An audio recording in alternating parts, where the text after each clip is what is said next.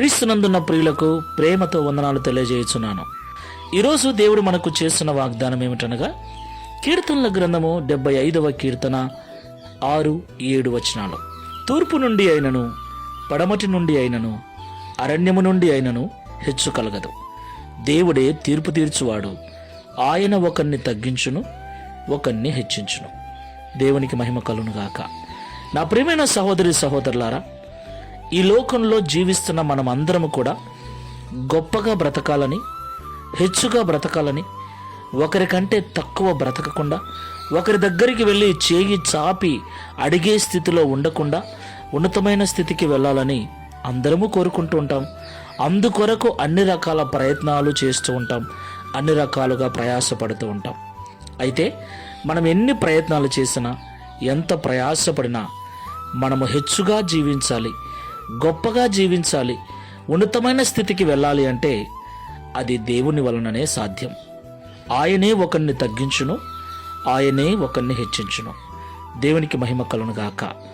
తూర్పు నుండి అయినను, పడమట నుండి అయినను, అరణ్యము నుండి అయినను, ఏ విధము చేతనైనను మనంతట మనము మన స్వబుద్ధి, మన స్వనీతి ద్వారా, మన స్వశక్తి ద్వారా, మన స్వశ్రమ ద్వారా ఉన్నత స్థితికి వెళ్ళలేమని, మనము ఎంత జ్ఞానవంతులమైనా, ఎంత నీతిమంతులమైనా, ఎంత కష్టపడే మనస్తత్వం ఉన్నా దేవుని దయ మీద, కనికరం మీద ఆధారపడవలసిన వారమై ఉన్నామని ఎప్పుడూ మరవకూడదు.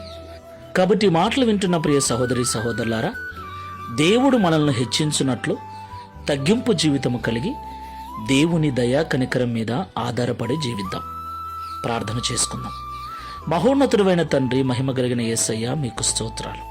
అవును తండ్రి, పెంట కుప్ప మీద నుండి దరిద్రులను లేవనెత్తగల దేవుడు. గొర్రెల దొడ్డిలో ఉన్న దావీదును సింహాసనం మీద కూర్చోబెట్టిన దేవుడవు నీవే. సింహాసనం మీద ఉన్న నెబుకద్నెజరును గడ్డిమేయు పశువుగా చేసిన వాడవు నీవే. అవును తండ్రి, నీవే మమ్మల్ని హెచ్చించువాడవు, నీవే మమ్మల్ని తగ్గించువాడవు.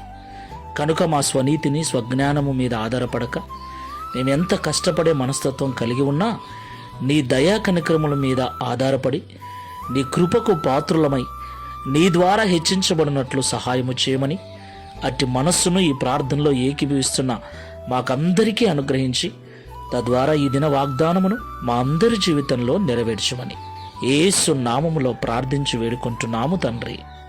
Amen. Praise the Lord. God bless you.